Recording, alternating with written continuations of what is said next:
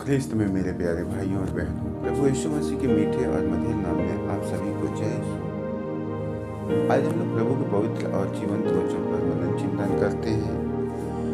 प्रभु यीशु मसीह जब मृत्यु के बंधन को तोड़कर महिमा के साथ में जी उठे, तो एक बार सारे शिष्य लोग एक बंद कमरे में पड़े हुए थे।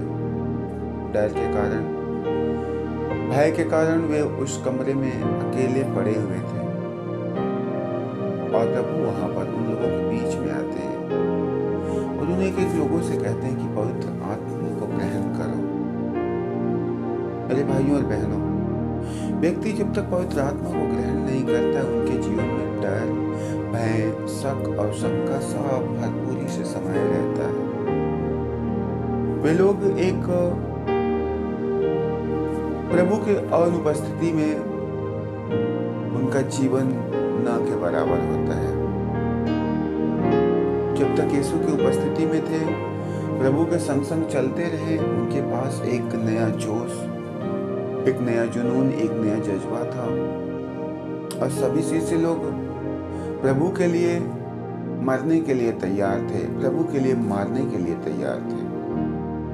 लेकिन जब प्रभु की उपस्थिति उनकी जिंदगी से जाती है, उनको एहसास होता है कि प्रभु अब हमारे साथ नहीं है, तो वही जोश उनका अब डर में बदल जाता है। वही एक सहानुभूति जो उनके अंदर था परमेश्वर के साथ होने की, अब उनके अंदर में भय बन जाती है और वे लोग डर भय में जीवन बिताते हैं। लेकिन ऐसे में प्रभु उनके बीच में आते हैं और उन पर अपना हाथ रखते हुए उन पर फूंक करके कहते हैं कि पवित्र आत्मा ग्रहण करो। संत मत्ती के सुसमाचार उसके अध्याय 7 पद संख्या 11 में पढ़ते हैं, ईश्वर का वचन, ईश्वर द्वारा प्रदत्त सब दानों में सबसे महान वरदान है पवित्र आत्मा। ईश्वर ने मनुष्य को जितने दान दिए, उन सारे दानों में सबसे महान दान है पवित्र आत्मा। क्योंकि पवित्र आत्मा मनुष्य के जीवन में होता है तो वह कभी पाप नहीं करता और उसके जीवन में किसी भी बात के लिए दुख या तकलीफ या यातना या पीड़ा नहीं है, परंतु हर प्रकार से वह आनंद से परिपूर्ण है। हर प्रकार से उनके जीवन में खुशियां और आनंद है।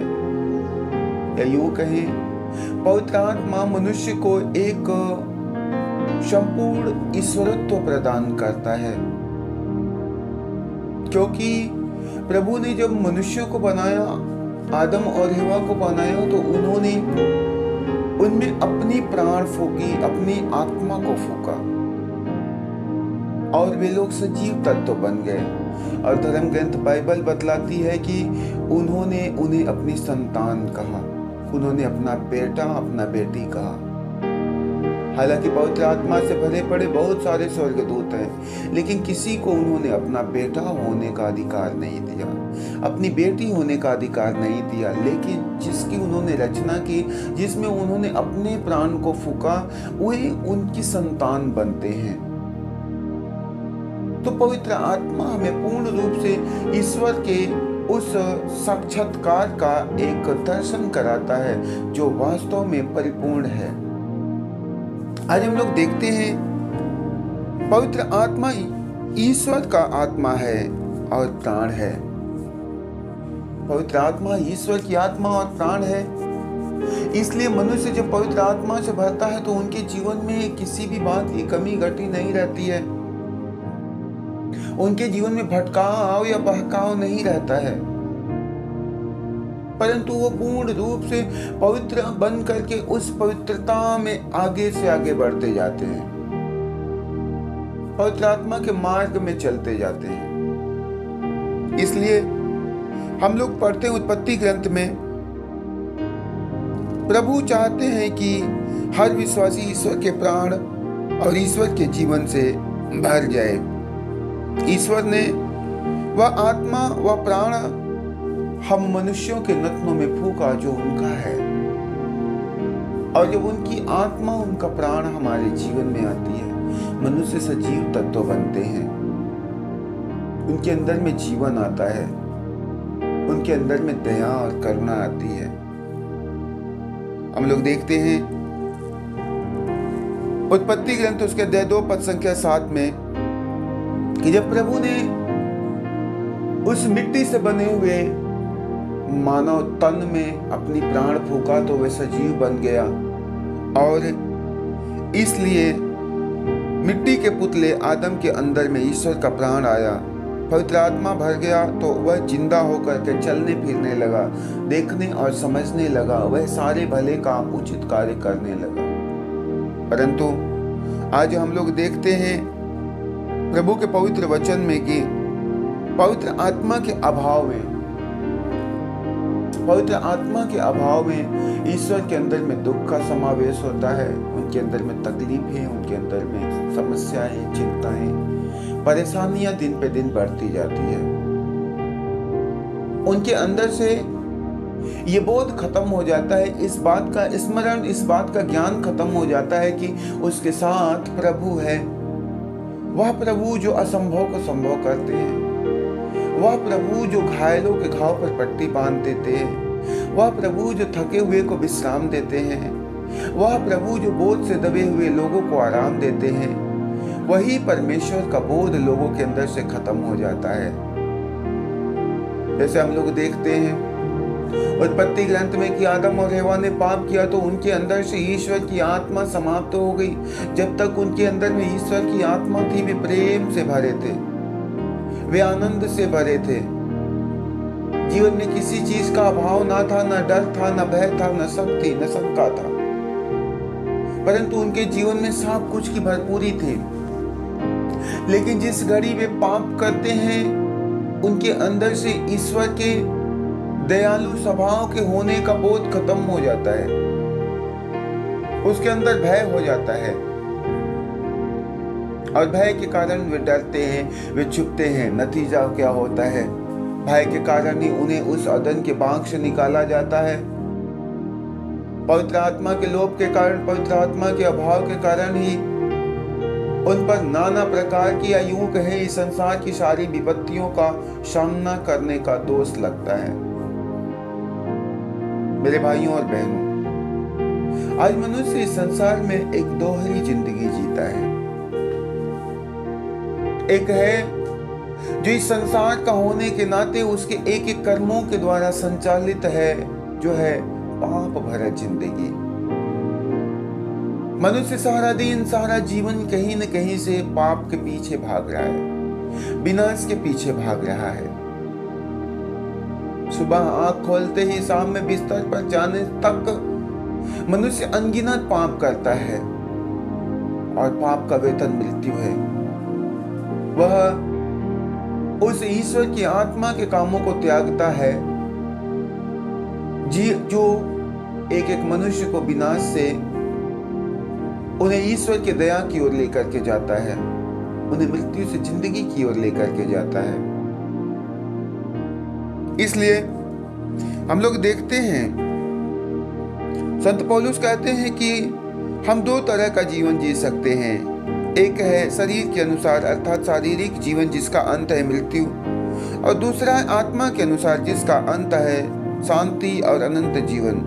जब हम पवित्र आत्मा को अपने जीवन में ग्रहण करते हैं, प्रवेश करने देते हैं और काम करने देते हैं, तो ईश्वर के जीवन और गुणों की दृष्टि होगी। ईश्वर जीवन और गुणों की दृष्टि होगी। हमें प्रेम, आनंद, शांति हम में बढ़ती जाएगी और हम ईश्वर के जीवन की ओर आगे बढ़ते जाएंगे। मेरे भाइयों और बहनों, जब से इसे लोगों के पास में प्रभु के चले जाने का भय सताने लगा, प्रभु के न होने का डर सताने लगा, तो प्रभु को उनके बीच में प्रकट होकर के इस बात का प्रमाण देना पड़ा, चिंता मत करो, मैं तुम्हारे साथ हूं। उन्होंने कहा, सृष्टि के अंत से लेकर आरंभ तक मैं सदा तुम्हारे साथ हूं। मेरे भाइयों और बहनों, प्रभु के क्रूस पर मर जाने के बाद शिष्यों को लगा कि वे हमेशा के लिए नाश हो गए, बर्बाद हो गए। अब उनकी सेवा, सहायता करने वाली, उनकी सुधि लेने वाला कोई नहीं है। ना उन्हें कोई खिलाने वाला है, न कोई उन्हें ढाढ़स बंधाने वाला है, न कोई उनके घाव पर पट्टी बांधने वाला है, न कोई उन्हें सतमार्ग दिखाने वाला है। उनको लगा कि सब कुछ समाप्त हो गया। परंतु ईश्वर जब उनके पास में लौट करके आते हैं, उन्हें पुनर्जीवित होकर के दोबारा दर्शन देते हैं, तो वे उन लोगों से कहते, पवित्र आत्मा ग्रहण करो, पवित्र आत्मा ग्रहण करो, कि क्योंकि तुम्हारे लिए एक एक व्यक्तियों के लिए पवित्र आत्मा का होना आवश्यक है। इस बात का एहसास होना आवश्यक है कि प्रभु तुझे तेरी माँ के गर्भ से लेकर के आज तक तुझे चुन करके रखा है और वो तुझे कभी नहीं छोड़ेगा, तुझे कभी नहीं ठुकराएगा। इसी कारण प्रभु अपने स्वर्गारोहण के समय जाते जाते उन्होंने कहा कि मैं जा रहा हूँ, परंतु मैं पिता से प्रार्थना करूंगा, वो तुम्हें एक दूसरा सहायक पवित्र आत्मा प्रदान करेगा जो सदा तुम्हारे साथ रहेगा। इसका मतलब पवित्र आत्मा के बिना, उस ईश्वर की सहायता के बिना मनुष्य का जीवन इस संसार में न के बराबर है। इसलिए देखा जाए तो आज संसार भर में व्यक्ति प्रत्यक्ष या अप्रत्यक्ष रूप से सब कुछ होते हुए भी, सब कुछ से भरे होने के बाद भी वे एकमात्र उस ईश्वर की ओर निगाह लगा करके रखा हुआ है। कोई किस माध्यम से, कोई किस माध्यम से, परंतु सबकी निगाह उस प्रभु की ओर लगी हुई है, क्योंकि अंत में वही एक पवित्र आत्मा ऐसा है, वही ईश्वर का आत्मा ऐसा है जो मनुष्यों को जीवन प्रदान करता है, जो उन्हें मृत्यु से निकालकर जिंदगी की ओर लेकर के जाता है। मेरे भाइयों और बहनों, प्रभु ने शिष्यों से कहा कि मैं जा रहा हूं और मैं पिता से प्रार्थना करूंगा, वह तुमको एक दूसरा सहायक पवित्र आत्मा प्रदान करेगा जो सदा तुम्हारे साथ रहेगा। और जब वह पवित्र आत्मा व्यक्तियों के साथ में रहता है, हमारे और आप एक लोगों के साथ में रहता है, तो हमारे जिंदगी में फिर किसी बात की कमी घटी नहीं है, क्योंकि ईश्वर ने अपने वायदे को पूरा किया और पवित्र आत्मा के द्वारा वह हमारे साथ साथ रहता है। वह हर पल, हर उपस्थिति में, हर परिस्थिति में हमारे संग संग रह के हमारी रखवाली करता है। इसलिए हमें उस प्रभु के उपस्थिति में सदा भर करके रहना है, उसके पवित्र आत्मा से भर करके रहना है। चिंता मत करना किसी बात की, किसी बात का डर खाने की जरूरत नहीं है, परंतु हर बात में हमें ईश्वर से प्रार्थना करना है। प्रभु ने लोगों से कहा कि पवित्र आत्मा ग्रहण करो। संसार में ज्यादातर लोग सांसारिक चीजों के लिए प्रयत्नशील हैं। संसार का धन, संसार की संपत्ति, संसार का मान सम्मान, प्रतिष्ठा, इन सारे चीजों के लिए बहुत बहुत प्रयत्न करते हैं, अथक परिश्रम करते हैं, या यूं कहें उनके पास एक जुनून, एक जोश होता है। लेकिन मेरे भाइयों और बहनों, पवित्र आत्मा के लिए, ईश्वर की आत्मा के लिए, या उन एक एक वस्तुओं के लिए जो वास्तव में उन्हें मृत्यु से निकालकर जिंदगी की ओर ले जा सकती है, उसके लिए प्रयास या प्रयत्न करने के लिए लोगों के अंदर में प्यास बड़े मामूली लोगों के अंदर में है। यीशु समाचार के द्वारा उनके अंदर यदि उस प्यास को जगाया भी जाए तो सिर्फ उनको उसकी उतनी जरूरत है, सिर्फ अपने स्वार्थ पूर्ति के लिए, अपने इच्छा की पूर्ति के लिए, अपनी जरूरतों की पूर्ति के लिए। इसलिए मनुष्य इतना ही लगन लगा करके रखा हुआ है। लेकिन मेरे भाइयों और बहनों, प्रभु ने अपने पवित्र वचन संत यूहन्ना के सुसमाचार में कहा है, यदि तुम मुझ में रहो, मेरी शिक्षा तुम में बनी रहे, तुम बहुत सारा फल उत्पन्न करोगे। व्यक्ति को फल उत्पन्न करने के लिए ईश्वर में जुड़ करके रहना अनिवार्य है, उनके पवित्र आत्मा में बने रहना अनिवार्य है। पवित्र आत्मा के अभाव में मनुष्य कुछ भी नहीं कर सकता है। पवित्र आत्मा के बिना मनुष्य कुछ है भी नहीं। जब तक मनुष्य के जीवन में पावन आत्मा का समावेश नहीं है, उसका जीवन व्यर्थ है, उसका जीवन बेकार है, क्योंकि पावन आत्मा ही वह पथ प्रदर्शक है, वह अगुआ है, वह मार्गदर्शक है जो हमारे ईश्वर से मेल कराता है, हमें मृत्यु से निकालकर जिंदगी की ओर ले जाता है, हमें अंधकार से निकालकर प्रकाश की ओर ले जाता है। इसलिए प्रभु ने कहा हुआ है, तुम में से जो कोई मेरा अनुसरण करना चाहता है वह आत्म त्याग करे और हर दिन अपना क्रूस उठाकर मेरे पीछे हो ले।